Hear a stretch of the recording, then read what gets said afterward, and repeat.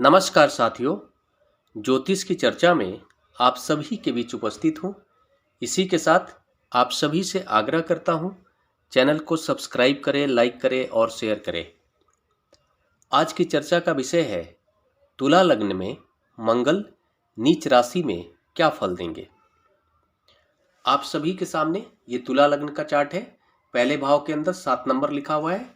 7 number राशि तुला राशि होती है, इसलिए यह तुला लग्न का चार्ट है। इस लग्न चार्ट के अंदर मंगल अपनी नीच राशि कर्क राशि में होकर 10वें घर के अंदर विराजमान है। 10वां घर कर्म हाउस भी होता है। इस लग्न चार्ट के अंदर मंगल की जो भूमिका है सप्तम भाव के स्वामी ग्रह के रूप में है, जहां पर 1 नंबर लिखा हुआ है। सप्तम भाव के अंदर 1 नंबर लिखा हुआ है तो सप्तमेश मंगल है, और द्वितीय भाव के अंदर 8 नंबर लिखा हुआ है तो द्वितीय भाव के भी स्वामी ग्रह मंगल है।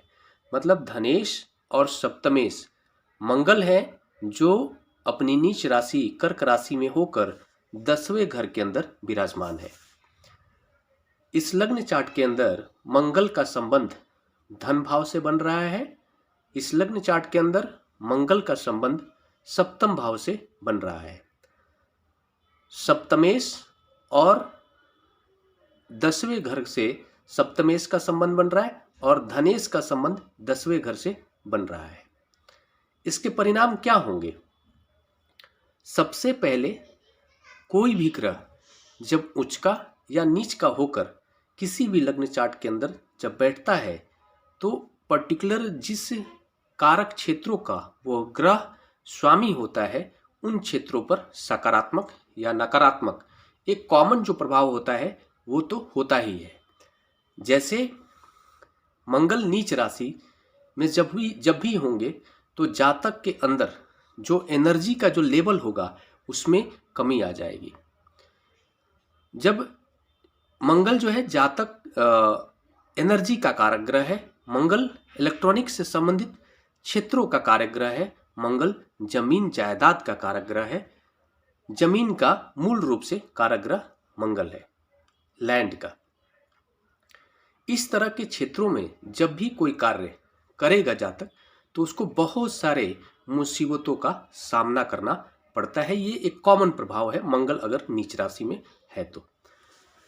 लेकिन पर्टिकुलर इस घर के अंदर इस लग्न चार्ट में हम देखते हैं कि मंगल द्वितीय भाव का स्वामी ग्रह है। जो दूसरा जो घर होता है वो वाणी का होता है, दूसरा घर धन का होता है, दूसरा घर कुटुंब का होता है। और वो दूसरे घर का जब स्वामी ग्रह नीच राशि में हो गया तो इसके फलस्वरूप जातक की जो वाणी होगी वो बहुत ही नकारात्मक हो जाएगी, एरोगेंट हो जाएगी। उसके वाणी का जो प्रभाव होगा जनता के बीच, समाज के बीच, वो उसके जो परिणाम निकल के आएंगे वो नकारात्मक निकल के आएंगे। उसकी वाणी से कोई भी जल्दी से प्रभावित नहीं होगा। इस तरह का उसका व्यक्तित्व समाज में कायम हो जाएगा। इस तरह की स्थिति बन जाती है कि लोग उसकी बातों को जल्दी से विश्वास नहीं करते हैं। कुटुंब के साथ जो संबंध होंगे जातक का वो भी कहीं ना कहीं सकारात्मक नहीं देखने को मिलेगा। कुटुंब के साथ उसके संबंधों में बहुत तरह की कटुता देखने को मिल सकती है। इस लग्न चार्ट के अंदर सप्तमेश है मंगल, तो सप्तम जो घर होता है, सप्तम हाउस, वो जीवन साथी का होता है और पार्टनरशिप का होता है। तो इन क्षेत्रों में भी जातक को नकारात्मक प्रभाव देखने को मिलेगा अपने जीवन में।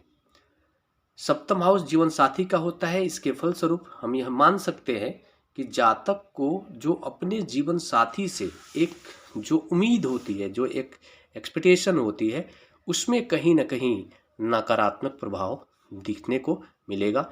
ऐसी स्थिति में जातक को कोई भी काम पार्टनरशिप में नहीं करनी चाहिए।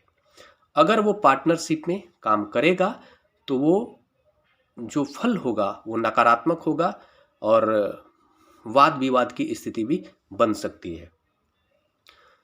ऐसी स्थिति में हम ये मानते हैं कि जातक का जो जीवन साथी होंगे उनका भी थोड़ा सा जो टेम्परामेंट होगा वो थोड़े से एरोगेंट टाइप का होगा। इसलिए जातक को विशेष ख्याल रखना चाहिए कि ऐसी स्थिति ना बने जिससे जीवन साथी के साथ किसी भी तरह के वाद विवाद की स्थिति बने।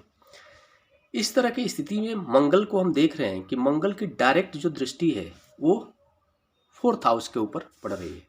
मंगल जब 4th हाउस को देख रहे हैं तो इसका परिणाम यह भी होता है कि जातक का जो घर के अंदर जो शांति की स्थिति होती है उसमें कहीं ना कहीं कमी लाने का काम मंगल करते हैं। और आप यह मान सकते हैं कि घर के अंदर कलह की स्थिति को पैदा करते हैं मंगल। इसके परिणाम स्वरूप मंगल की चौथी जो दृष्टि है, पहला, दूसरा, तीसरा और चौथा, मंगल की चौथी दृष्टि लग्न भाव पर पड़ रही है, जिसके कारण जातक का खुद का जो व्यक्तित्व होता है उसमें कहीं ना कहीं एक एरोगेंसी आ जाती है, चिड़चिड़े स्वभाव का हो जाना, झगड़ालू स्वभाव का हो जाना।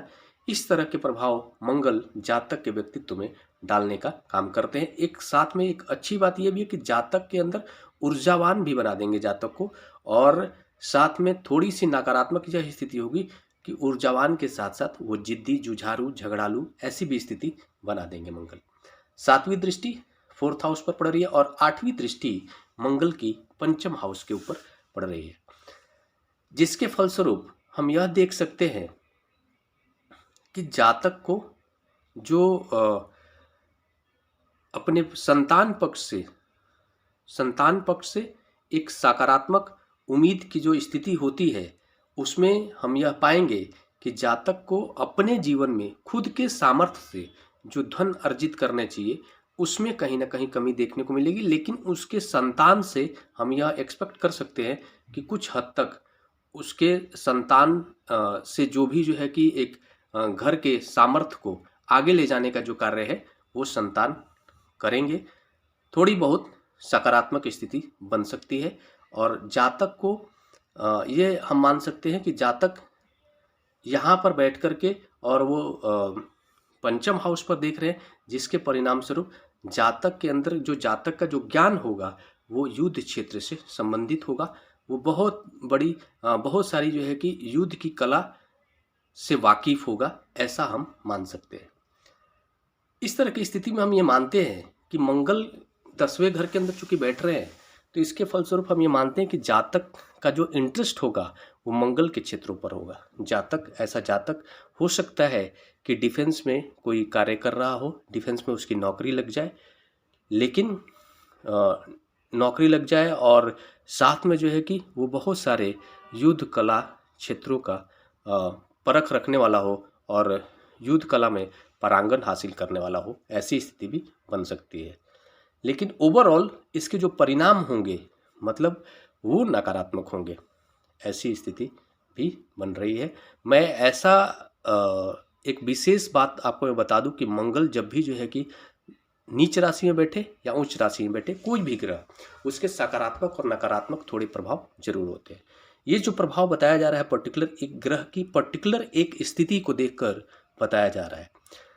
ऐसा जरूरी नहीं है कि सबके लग्न चार्ट में अगर मंगल नीच राशि में जाकर बैठा हो या फिर तुला लग्न में ही मंगल नीच राशि में जाकर बैठा हो 10वें घर के अंदर तो ऐसा ही प्रभाव देखने को मिले, क्योंकि बाकी सारे 8 ग्रह जो है उसकी स्थिति पर निर्भर करता है कि जातक का व्यक्तित्व कैसा होगा और मंगल के ऊपर किस ग्रह की दृष्टि पड़ रही है, मंगल के साथ कौन सा ग्रह बैठ रहा है और साथ में लग्न के ऊपर किस ग्रह की दृष्टि है। कहीं गुरु की अगर दृष्टि पड़ रही है तो जो नकारात्मक प्रभाव है वो कम हो जाएंगे। मंगल के साथ अगर गुरु बैठ जाएंगे तो नकारात्मकता जो है वो बहुत हद तक कम हो जाएगी। तो प्रभाव बाकी सारे 8 ग्रहों की स्थिति पर भी निर्भर करता है। इसी के साथ नमस्कार। अगले विषय पर चर्चा के लिए मिलेंगे, तब तक के लिए मेरा नमस्कार।